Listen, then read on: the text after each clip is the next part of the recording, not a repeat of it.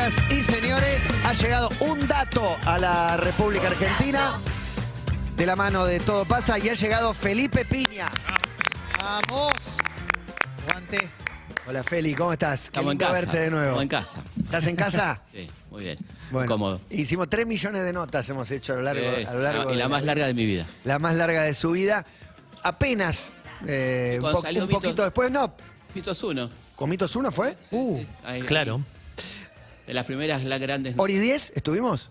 Hora 10. ¿Y te acordás por qué nos quedamos tanto tiempo? No, fue como- Yo sí me acuerdo. ¿Por qué? No, aparte de la curiosidad de descubrir un historiador que hablaba tu idioma, que tenía una mirada, qué sé yo, diferente, por esto. Claro, exactamente. Arrancamos con las calles. Es verdad. Muy bueno. Pero pará, ¿quién era? Como y entramos a preguntarle y sí, creo tal que con cual. eso estuvimos media hora que no podíamos parar. Genial. Y justo ahora sale un libro con las calles, que es Tal cual. una de las preguntas que más recibías. De hecho, Sí. yo te dije, tengas un programa de Sí, las sí, calles. Tal cual, esa es la idea. Te Sí, siguen la verdad preguntando que arranqué allá con Néstor Ibarra, cuando estaba en Mitre. La gente empezó a mandar preguntas sobre calles y ahí arrancamos con contestar esto y después lo hicimos con Mario, bueno, en las radios donde estuve siempre hicimos algo de calles, así que genial. Muy bueno. Mitos se sigue vendiendo, ¿no? Se sigue vendiendo, sí. Eso me parece espectacular. Es un long seller, como Sí. se dice. Es Sí, impresionante. Mi hijo la semana pasada, tiene 14, fue a la biblioteca de su colegio y dijo, y agarré uno de Felipe Piña, Claro. más historietas Historietas. de Buchard, Las historietas de Buchar, qué lindo. justamente, pero me dijo, agarré uno de Felipe Piña, ¿qué opinas? Me dice. Le digo, ¿Sabes que el guionista de ese fue Julito Leiva? mirá vos, Sí. mirá, Mirá.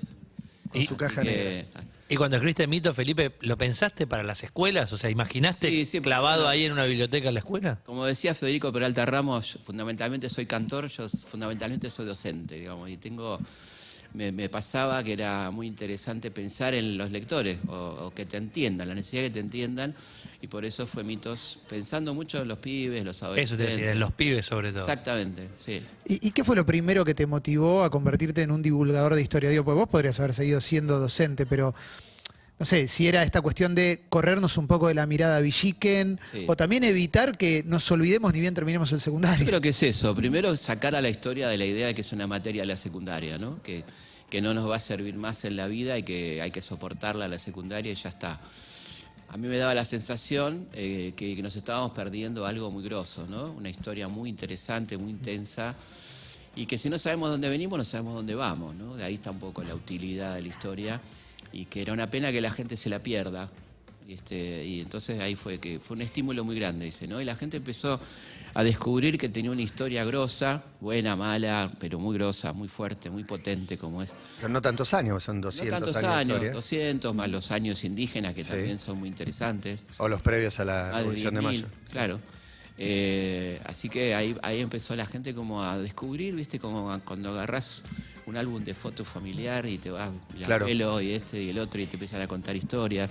Que en definitiva a todos nos encantan que nos cuenten historias, ¿no? Y tantos chicos que por ahí agarran tu literatura, ¿cambió un poco el semillero de historiadores? Digo, la cantidad de gente Sí. que estudia. Sí, muchísimo. Digo, con muchísima- Vilas empezaron a jugar al tenis, con Manu empezaron a jugar al básquet, con Sí. Felipe Piña empezaron a haber historiadores. Sí, mucha más gente se inscribió, está mal que lo diga, pero bueno, respondo. No, pero antes tuyo, para mí, historiador era Félix Luna, digamos. Sí, que fue Sí. un tipo que aportó un montón. Yo tenía el libro de Félix Luna, Sí. había leído, Sí. pero de Félix Luna a vos había un océano de distancia. Bueno, Sí. por ahí la comparación que cabe es Muñoz Víctor Hugo Morales, digamos, Claro. ¿no? Un relato por ahí tradicional, clásico, engolado, Además, uno contra algo siempre- más revolucionario. Sí, uno siempre, a mí Félix Luna me parece que hizo un laburo impecable, ¿no? Con su revista que fue completamente revolucionaria. En el año 68, cuando salió, era una locura, la gente empezó un interés por el revisionismo.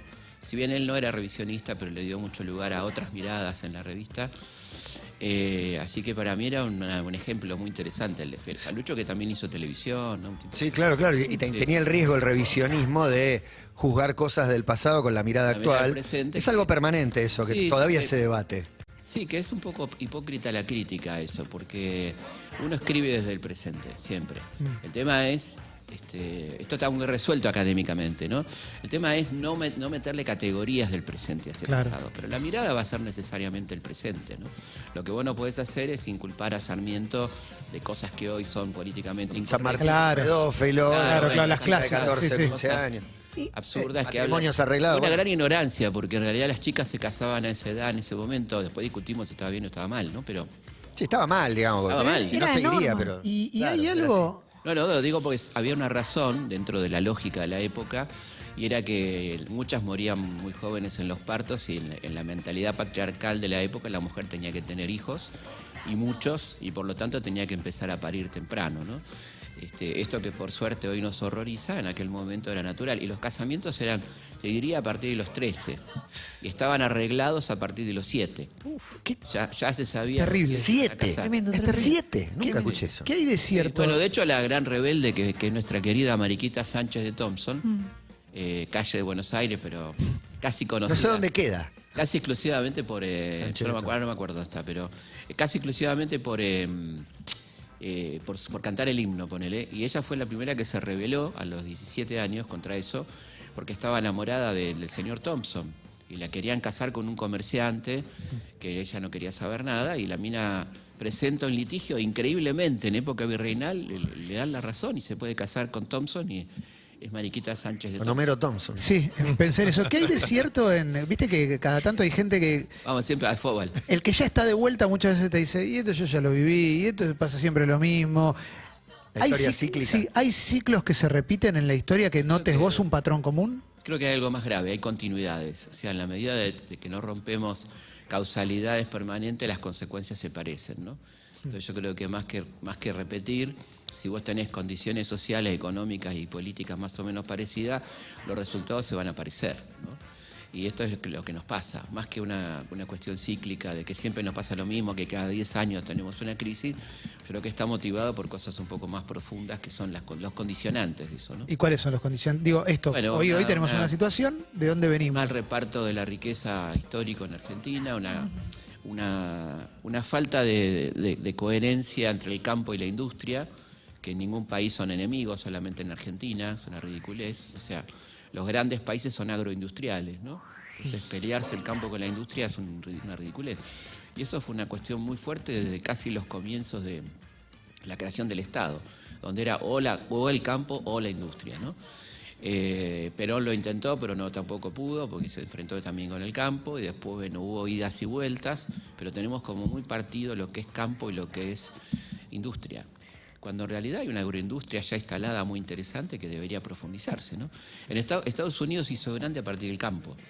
O sea, el campo demandó tecnología, porque el reparto de tierra en Estados Unidos fue muy democrático. Cuando se hizo la campaña al oeste, la conquista al oeste, que es el equivalente a la conquista del desierto nuestra, las tierras se repartieron en lotes de no más de 25 o 30 hectáreas. Con lo cual la familia, los Ingalls, por ejemplo, Sí, ponele. tenían que laburar la tierra intensivamente, para lo cual hubo que aplicar técnica, y el campo demandó a la industria, la tecnificación, y ahí Estados Unidos fue lo que fue. Esto es espectacular. Felipe, siempre tuve la duda, siendo estudiante en primaria y secundaria, ¿cómo se elegían los libros para enseñar? O sea, que había una manera de cómo se elige, cómo... Ah, bueno, eso. En una época muy autoritaria lo elegía el Ministerio de Educación. Había el manual del alumno bonaerense, que era el único, capeluz y arreglate, ¿no? Después hubo momentos de prohibiciones de libros de texto. El caso de historia fue una de las materias que más libros se prohibieron, durante la dictadura, por ejemplo. Libros que vos decías no tenían ningún contenido subversivo, pero a ellos les parecía que sí. Libros editados por la Iglesia, editorial Estela, una editorial de la Iglesia Católica que, como hablaba con alguna mirada revisionista en algún pequeño punto, el libro era prohibido directamente. Autor Fernández Arló, que era un señor que imaginás que no tenía nada que ver con la subversión, ¿no? El libro de Bustinza, bueno, fueron prohibidos un montón de libros, ¿no? Libros salesianos de Don Bosco, que fueron prohibidos. Es decir, el nivel de precisión de la censura fue muy importante, por eso a mí me molesta cuando se lo subestima, ¿no? Con el famoso ejemplo de la cuba electrolítica. Bueno, sí, algunas boludeces se mandaban, pero en general eran muy precisos a la hora de censurar, ¿no? ¿Hay un momento que sea el mejor de la Argentina en nuestra historia? Digo, porque la gente se tironea con sus verdades, ¿viste? Claro. Y trata de bajarle el precio a algo real en muchos Exacto. casos. Bueno, lo que decís, porque está el problema de no reconocer lo ajeno y de exaltar demasiado lo propio, ¿no? Siempre, Es una permanente. joda, es una eso. desgracia. Una desgracia total. Total. Yo creo que hubo momentos buenos, que a veces son muy cortos, ¿no? Ponele el primer año de Alfonsín, que fue 84 Pero, casi. pero bueno, por de donde veníamos De donde y veníamos, porque ese hubo despertar un de la ministro- primavera. Sí, un ministro que intentó hacer un cambio importante, que fue Grispun, que no pudo, porque tenía una deuda asfixiante que le dejó la dictadura. La dictadura se va y le deja un pago de 4.000 millones de la época, que es muchísimo más que ahora, pasaron 40 y pico de años, que vencía en enero y ellos tenían en caja, me contó Grispun, que cuando asumió había 100 millones de dólares, que para la administración pública son Nada. 2 días. Sí. Había que pagar el aguinaldo, los sueldos. Hay un momento interesante, hubo un Impresionante. momento interesante en los años 20, un gran momento de la Argentina después de Irigoyen, entrar al BEAR y el año 28, 29 la crisis, ¿no es cierto? Hubo buenos momentos con Perón, hubo buenos Contrastando con momentos. crisis ajenas, decís, Sí, nosotros aprovechamos sí. bien Hubo esos muy momentos. buenos momentos, sí. Los primeros años de Perón, casi hasta el 50, donde se agota un poco el modelo, a partir de que se sigue dependiendo del campo, ¿no? No se termina de tecnificar el país, ahí se complica, aparece una inflación por primera vez en la historia por demanda, es decir, había una mitad de la población que no consumía y empieza a consumir y no alcanza la producción nacional para abastecer esa demanda. Estoy hablando heladeras, cocina, motoneta, bueno, todo lo que... De golpe una cantidad enorme de gente empezó a acceder a eso. Lo que llamaba la demanda postergada, ¿no? Movilidad social Claro, ascendente. un buen momento con Frondizi, primer año, después se complicó mucho. Muy buenos momentos, 2 años de Ilia, 2 años que lo dejaron gobernar, muy bueno, excelente. Pero era la época de Perón proscripto y una sucesión de Sí, sí, presidentes estoy hablando derrocados. de económico. Creo que Sí, me sí, preguntabas económicamente, sí. Económicamente, Sí, ¿no? sí. Menos Hubo- desigualdad o Sí, más sí. prosperidad. Bueno, eso, digo. un gran momento para la clase media argentina, ¿no? Esa década del 60, que casi se estiró un poquito hasta los 70, independientemente de los ajustes que hizo Onganía. Bueno, un poco el gobierno de Perón, la vuelta del peronismo redistribuyó nuevamente hasta la crisis tremenda del 75, el Rodrigazo, ¿no? La muerte de Perón fue un golpe muy duro económicamente porque era el tipo que podía atar un poco a las variables locales en medio de una crisis económica tremenda que fue la crisis del petróleo, del 73, ¿no? Un poco parecido ahora, pero muy violenta de un día para otro, cuando fue el boicot de lo de la OPEP, que aumentó el petróleo 40% en una semana, ¿no? Y entonces las variables locales, que había un pacto social, explotaron, pero solamente Perón lo podía contener. Cuando muere Perón, vuela todo por el aire. ¿Cómo crees que podemos desarmar el estado en el que nos encontramos ahora de discusión pública? No solamente, digo, desde los políticos, sino en general. Es como, este dice esto porque es cuca o porque Yo creo es que- gorila. Pero sobre todo es eso, es exacerbar sí. lo propio y destruir lo ajeno. Sí, ¿qué momento fue bueno, Felipe? Creo que Vos es empezás a una- contestar y no hay alguien encuentro. dice 70 años de corrupción. ¿Viste Sí, cómo bueno, te primero tiran? 70 años de peronismo es una mentira gigantesca, porque el peronismo nunca gobernó los últimos 70 años. Bueno, incluye No, obvio. 20 Muy años poco. de Sí. peronismo Poco. proscrito. Hubo neoliberalismo, hubo milicos, hubo de todo, ¿no? Pero yo creo que esto se debería desarmar con honestidad, cuando uno plantee las cosas honestamente, ¿no? Y admite errores propios, valores, logros ajenos, como bien decíamos, que parece una... Las oposiciones colaborando, digamos. Claro, posiciones salvajes, un poco una mentalidad futbolera mal. Sí. Esto de disfrutar más la desgracia del otro que el triunfo propio, ¿viste? Cuando la hinchada le grita al otro el gol propio, en vez de disfrutarlo como un logro personal, dice, hija de puta", ¿no? Para Sí, vos, sí, sos ¿no? un infeliz, sos Claro, incapaz de sos un disfrutar lo infeliz, no hay tuyo. disfrute, porque digamos, el momento más hermoso del fútbol es el gol y te estás poniendo nervioso para que el otro sufra porque vos hiciste un gol. Está bien, pero en política inclusive nos perjudicamos todos, porque Claro, en un bueno, partido de fútbol claro. se perjudica un equipo. Política, Acá, imagínate. No, pero ahora hay que hacer un gasoducto. Esto es, Claro, esto sí, es de sí. ahora. Les conviene a oposición y gobierno hacerlo. Sobre todo si vos sos oposición. Pero digo, si sos oposición, no lo digo por la oposición de ahora, pero en Vas a general. ser gobierno, se la mirada supone. siempre Sí. fue, no, nosotros vamos a ganar si logramos que no lo hagan. Claro. No, que lo hagan, Bueno, lo ganá que no igual hay- y gobernás mejor. Lo que no hay, por ejemplo, que hay en Brasil, ahora un poco complicado con Bolsonaro, es una política de Estado, ¿no? Brasil tiene una política exterior de toda la vida, tiene una política... Es imposible pensar un consenso en 4 o 5 temas a 10 Claro, años. ¿viste? Claro, hagamos Damos la mano. una represa, ¿cuánto te lleva a hacerla? Necesitas 3 mandatos, 2 mandatos, qué sé yo. Y ahí está el problema, ¿no? La gana de que al otro le vaya mal, que es muy fuerte en Argentina eso, ¿no? El tema de la envidia es un elemento Es fuerte. parte del ser nacional. Sí, es muy potente. También. muy También potente. cuando se habla de la nuestra futbolísticamente o del ser nacional, Claro. la identidad está Sí. compuesta por 1000 maneras de Mil entenderla. maneras. Una manera muy fuerte es la falta muy, muy potente de autocrítica, ¿no? Eso está en nuestra A veces identidad. nos vamos de mambo, ¿viste? Ya como la falsa humildad donde hay, te destrozás a vos mismo. Para mí no, para mí vivimos autodestruyéndonos y Ahí. diciendo que somos los peores del mundo y pasa que 2 minutos después somos los mejores. Exactamente, yo creo que el gran problema, uno de los grandes problemas es o somos Toco a los mejores, Maradona, ¿no? Porque- o somos los mejores o somos los peores. Las dos cosas. La verdad que no, y primero que no todo el mundo Ah. está en este momento preocupado porque somos los mejores o los peores, más bien te diría al contrario, ¿no? No le importamos mucho al mundo. No. Y esta cuestión tiene mucho que ver con la inmigración, no le estoy echando la culpa, digo, tiene que ver con una estética de la inmigración que es el ser mirado. El inmigrante le tenía que ir bien, ¿no? Entonces hay mucho trabajo académico sobre las cartas de los inmigrantes, que eran muchas muy mentirosas. Porque los pobres tipos le contaban a su familia que le estaba yendo bien, que ya había comprado su casa, ¿entendés? Estoy muy atento a la mirada ajena.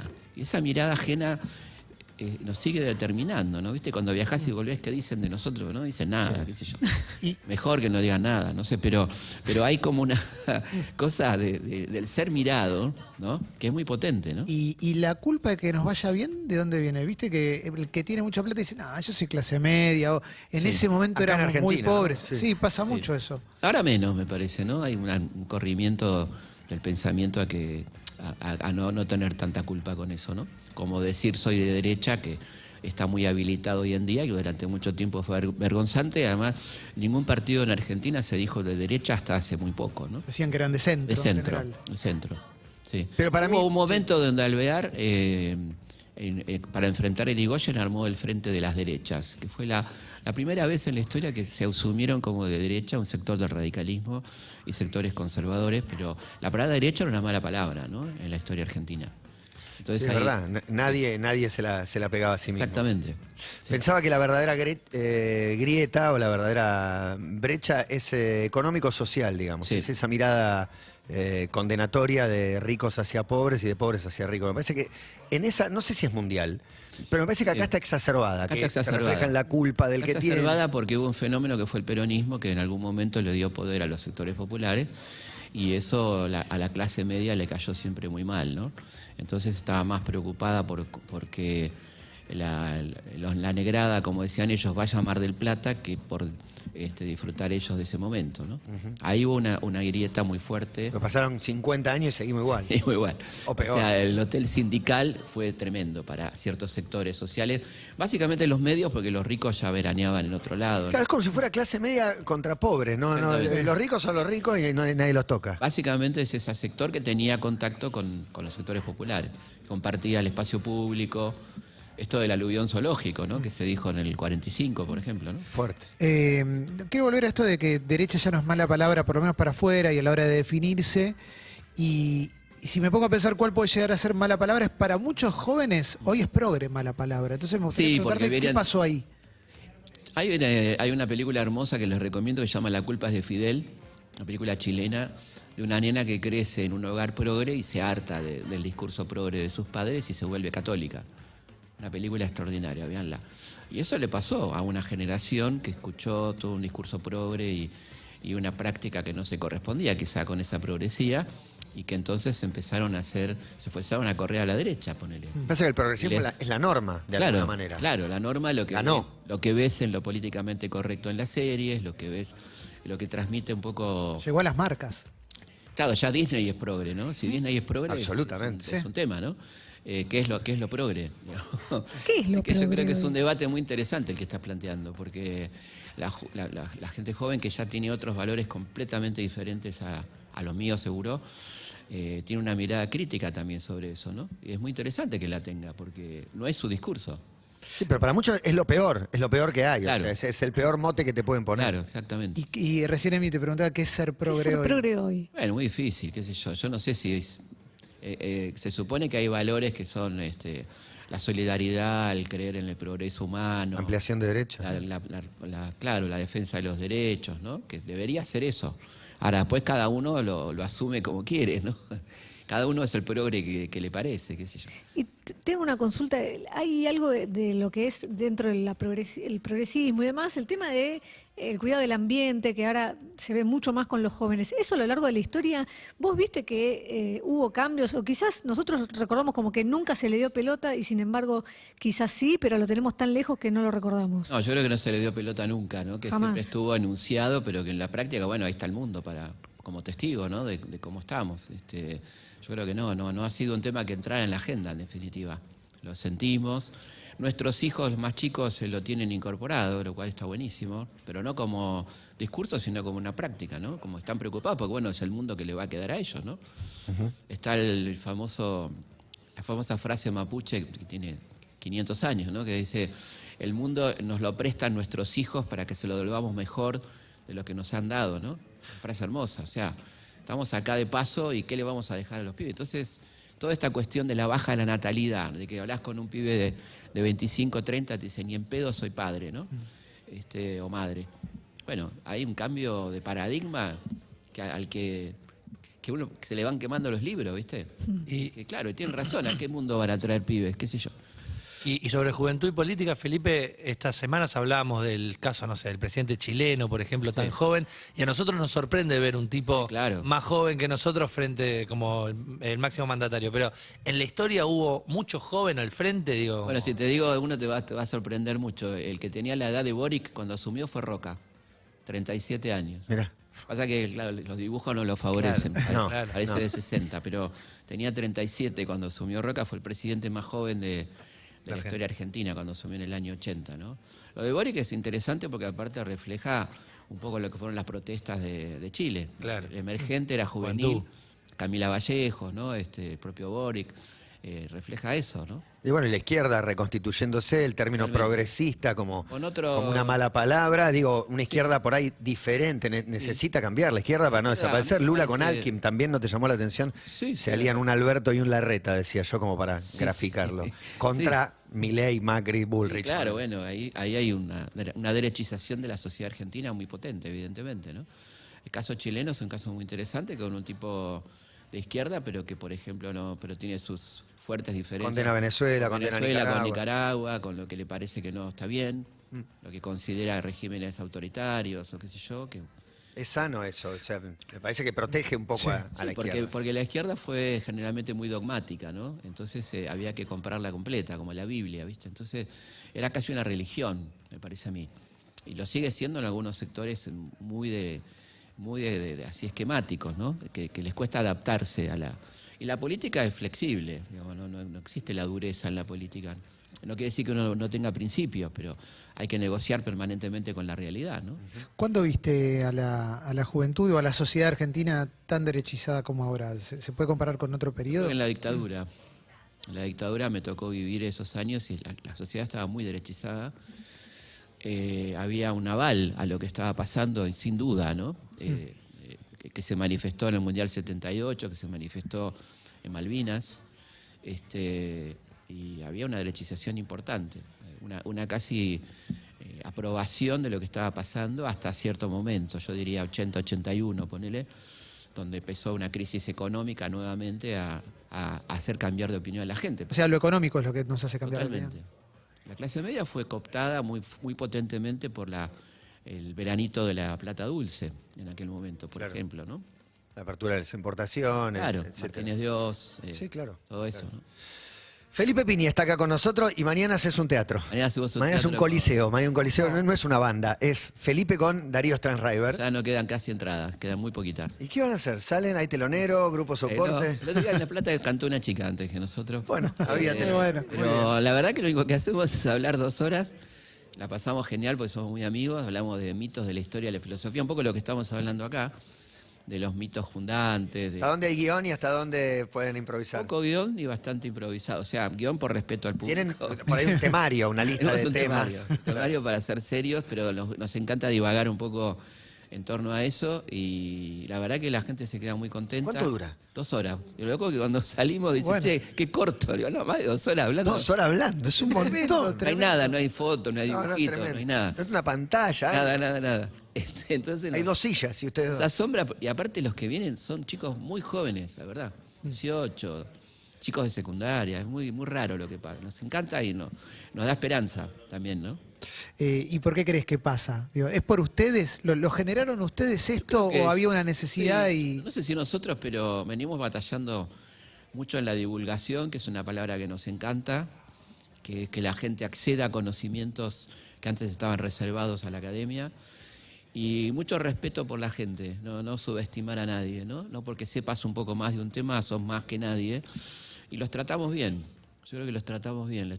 Los invitamos a compartir conocimiento de lo que sabemos y la gente se siente cómoda. Me encanta, te digo, como divulgador mediático, que parece que lo estoy insultando, pero no. No, para mí divulga a través elogio. Pero yo conozco los divulgadores mediáticos, y así como tienen muchos fanáticos y han abierto un camino, tienen muchos críticos también. Claro. Pienso en, no sé, en Paenza, en Rolón, en Felipe, en profesionales de algo que de golpe usan los medios. Bueno, nosotros, Matías, sin ir más lejos, lo que hacemos todos los martes es divulgación. Divulgación obviamente, periodística. Con un dato. Yo creo que sí, a mí me llena de orgullo que la gente pueda haberse interesado. A mí me encanta cuando me para un camionero, que me para un mozo, qué sé yo, un cocinero de un restaurante que me quiere conocer, eso me parece maravilloso.